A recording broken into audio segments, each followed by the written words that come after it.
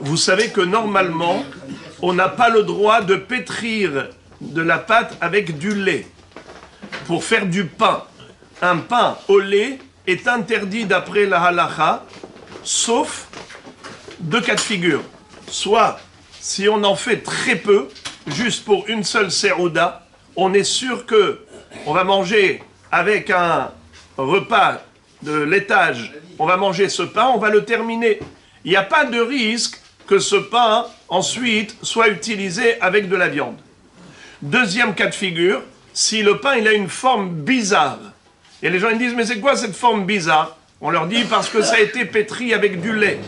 Alors dans ce cas-là, c'est moutard, il n'y a pas de risque que les gens mangent ce pain avec de la viande. Est-ce qu'on a le droit de pétrir la pâte de beignet avec du lait? La réponse, oui, c'est permis. Pourquoi? Parce que les beignets, c'est pas quelque chose qui se mange avec la viande. Les beignets, en général, c'est sucré. Donc, qui est-ce qui mange du gâteau avec de la viande? Donc, les gâteaux, c'est pas comme le pain. Le pain, on n'a pas le droit de le pétrir au lait. Mais la pâte de gâteau, oui, c'est permis. Car on n'a pas ce risque que les gens viennent manger cela avec de la viande. Seulement, quel est le risque? C'est qu'ils mangent, par exemple, un repas de viande. Et après le repas de viande, ils peuvent prendre un verre de thé avec les gâteaux, avec les beignets. Et dans ce beignet, là, il y a du lait. Nahon. Alors, on ne fait pas de xéra par rapport à ça. La xéra, on ne fait pas de xéra l'ixéra. Parce que déjà, prendre du lait après de la viande, c'est assour que midera banane, de peur qu'on les mange ensemble. Parce que minatora, le issour, c'est seulement si on a mélangé le lait et la viande et qu'on les a cuits ensemble et qu'on a mangé ce qui a cuit ensemble. Mais Hachamim ont mis une barrière de sécurité. Ils ont dit on n'a pas le droit de prendre du lait même pendant les 6 heures qui suivent la consommation de la viande, parce qu'il y a encore le goût de la viande, ou la viande entre les dents, et ainsi de suite. Mais c'est comme midera banane. Minatora, il n'y a aucun issour de prendre du lait après la viande. Il ne faut pas juste les manger ensemble. Ok. Mais si ça c'est déjà une barrière rabbinique, on ne va pas faire une barrière sur une barrière. C'est-à-dire d'interdire de pétrir des gâteaux avec du lait, la pâte de gâteau avec du lait, on ne va pas interdire de peur qu'il mange ces gâteaux après un repas de viande et il ne saura pas qu'il y a du lait dedans. Il faut juste simplement avertir les gens et leur dire, sachez que ces gâteaux, sachez que ces beignets, ils sont au lait. Comme ça, ils vont faire attention. Mais on ne va pas interdire de manière générale, comme on a interdit le pain au lait, on ne va pas interdire les beignets ou les gâteaux au lait. Voilà une première halakha. Deuxième halakha qui concerne ce Shabbat, puisque ce soir, c'est vendredi soir, c'est Shabbat de Hanouka, et en même temps, Rosh Chodesh, on a dit qu'il y a, Baruch Hashem, une Kedusha Meshuleshet. C'est la Kedusha de Shabbat, de Hanouka, de Rosh Chodesh. On a 3 Sfarim, et hier on a étudié les halachot du Kaddish. À quel moment on récite le Kaddish? On ne récite qu'après le 2e Sefer, puisque dans le premier Sefer, il y aura 6 montées, dans le 2e Sefer, la 7e montée, le 2e Sefer, qu'est-ce qu'on va dire dedans? Rosh Chodesh. Et là, on va faire Kaddish.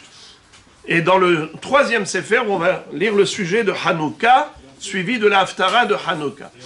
Et là, on fera encore une fois Kaddish, après le 3e Sefer. Mais si, dans le premier Sefer, on a fait monter un Mossif, donc on a déjà eu 7 montées dans le premier Sefer, on fera 3 Kaddish. Kaddish après le premier Sefer, après le 2e et après le 3e. Je ferme la parenthèse par rapport aux Sfarim pour revenir à une halakha du beignet qu'on veut chauffer sur la plata pendant Shabbat. Est-ce qu'on a le droit de chauffer des beignets et de les mettre sur la plata pendant Shabbat? Permis ou interdit? La malo. Oh, permis. Permis, vous dites. Et pourquoi pas? C'est une belle réponse. Pourquoi pas? Ça, c'est une réponse bien réfléchie. C'est pas oui, c'est pourquoi pas.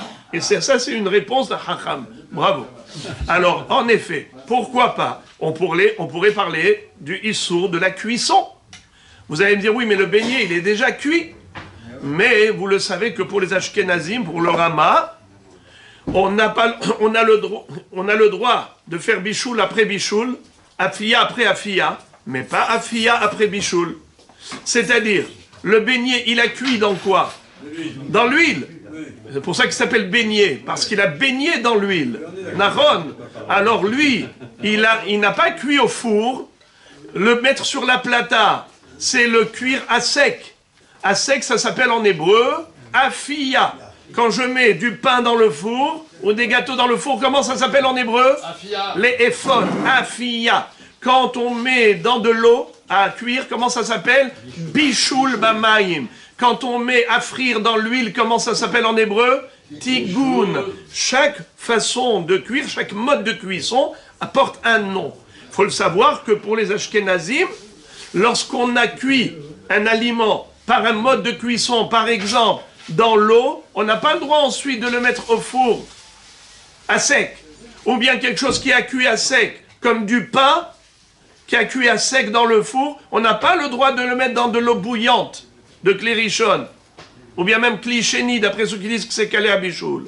Vous comprenez? Ça veut dire que la question, elle a lieu d'être posée. C'est pour ça que je réponds juste à ce pourquoi pas. J'explique pourquoi la question se pose.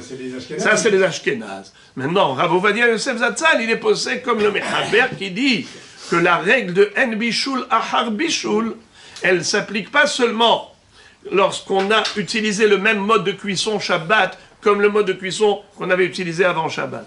Même si ce sont deux modes de cuisson. Par exemple, Afia après Bichoul, ou Bichoul après Afia, ou Tigoun achar Afia, ou Afia après Tigoun, c'est moutar. Et donc on a le droit, pour les séfarades, de prendre des beignets et de les mettre sur la plata pour les réchauffer, vu qu'ils ont déjà été frits avant Shabbat, bien que on les met pendant Shabbat à sec, pas dans l'huile.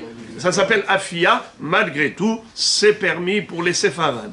Maintenant, là où je n'ai pas le temps maintenant de traiter une autre question, qu'en est-il si on met de la confiture à l'intérieur du beignet pendant Shabbat et on met le beignet avec la confiture sur la plata? Là, c'est une autre question, une autre paire de manches.